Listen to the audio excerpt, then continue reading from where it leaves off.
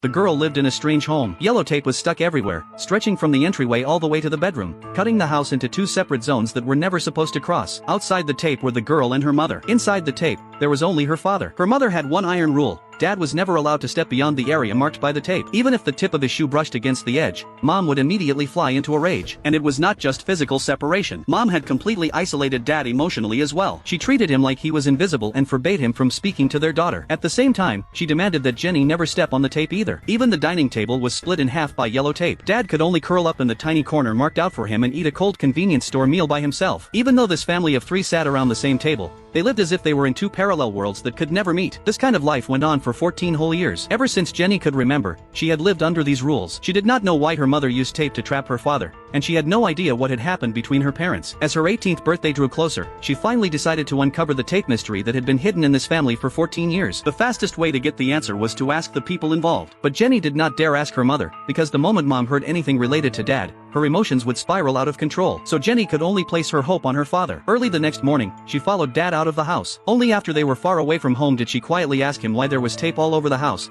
and what had really happened between him and Mom. Dad said it all started 14 years ago, when he had once said something that hurt Mom deeply, but he himself could no longer remember exactly what that sentence was. For more than 10 years, he had asked her again and again, but Mom had always refused to say a word. Since Jenny had now brought it up herself, he decided that he would personally untie the knot that had trapped their whole family for over a decade. But a family that had lacked real communication for so long could not withstand a sudden confrontation. That night, Dad had only just tried to speak when he accidentally stepped on the tape, instantly setting off Mom's emotions. All the resentment she had buried for years erupted in that moment as hysterical violence. Jenny heard the commotion and rushed downstairs, only to find the whole scene completely out of control. Faced with Mom's total refusal to communicate, Dad was utterly heartbroken. He silently turned around and left the house. Jenny, who had witnessed everything, was filled with guilt. Maybe the truth she had been searching for was not the key to solving the problem. Maybe it would only push this already crumbling family toward complete collapse. After leaving home, Dad went alone to the bridge where the family used to go most often. The familiar scenery brought back countless warm memories and made him realize once again that the happy home he once had could never be recovered. Just when he was at his lowest point, a woman called out to him. She was Saya, a neighbor who had recently moved nearby. She had already run into Dad several times before. Seeing that he was weighed down by something, Saya offered to listen if he wanted to talk. After holding everything in for so long, Dad finally found an outlet for his emotions. He told Saya everything he had gone through at home over the years. The two talked by the river, and then the conversation continued at Saya's place. Saya brought him a plate of warm steamed buns. The moment Dad took a bite, that long-lost warmth of everyday life instantly filled the sense of family belonging he had been missing for years. With the mood already set, Saya naturally told him that everyone needed a warm harbor to return to. Since Mom did not know how to cherish him, she was willing to become the place that could take him in. This sudden confession that crossed the line instantly triggered Dad's defenses. He had only wanted someone to talk to. He had no intention of doing anything that would betray his wife. So after thanking her in a panic, he fled from Saya's home. But Saya did not look disappointed at all after being rejected, because from the very beginning,